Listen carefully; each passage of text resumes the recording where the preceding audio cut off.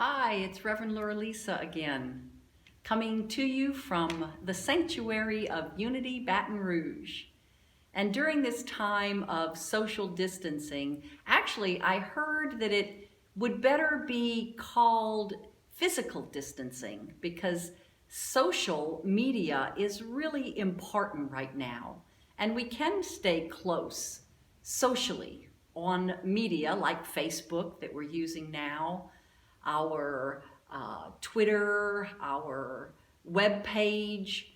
And so I thank again Cindy Wonderful for this opportunity to come and be close to you via the wonders of technology. I wanted to talk a little bit, speaking of the wonders of our lives, about creation. The creation process is what Unity calls the Genesis story. So in the beginning, there was a thought. Just like we all have thoughts with which we create our world. They're invisible, and we bring them into manifestation through the power of this infinite good that indwells our mind and our hearts. So the creation story is about this gift of divinity, this God within you, that has a light bulb go off in your mind about what you might want to create in your life. And then it is carried forward, but you're never alone in that process. There is always this greater than you are, this oneness, we call it in Unity, that connects us all, but that you are in eachness, in the allness of God. That's from Eric Butterworth. So the creation story takes us through the steps of what happens within us as we choose to be creative in a positive way, to make a good difference in the world, to make this world a better world. So for instance, the fish of the sea are considered our emotions, which we have dominion over. The birds of the air, metaphysically, are our thoughts, which we have dominion over.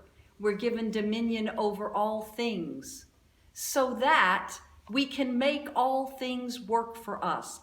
We are not our thoughts. We are not our feelings. We are more than that, especially when we plug in to that which is greater than we are on a physical plane. It is the spiritual plane that we want to plug into more and more. More properly, let's say we want to align with more and more, because when we're aligned with divine mind, with God, we, with ease and grace, create our world as we want to see it, especially important at a time like this. Do you believe in miracles? Marianne Williams says, a miracle is a shift in perception from fear to love. Imagine the impact that that would have on what we're presently experiencing with the coronavirus. If we were all to shift our perspective from fear to the power of love.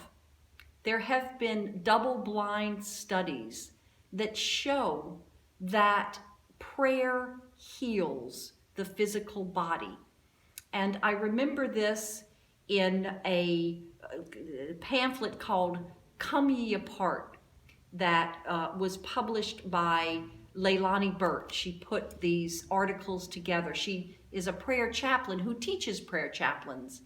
And this double-blind study where people put their arm, after having suffered a wound, they gathered people who needed wound care, and they put their arm through a black curtain. On the other side of the curtain, some of these people who had experienced wounds were being prayed over. And another group who did the same thing were not prayed over.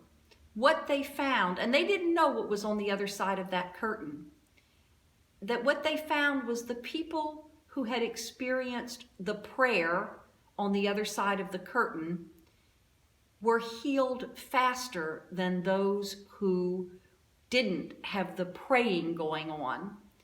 Another version of this might be called forth in that idea of quantum mechanics, where the observer affects the observed, so that they found that particles acted like waves if the observer of those particles expected to see waves.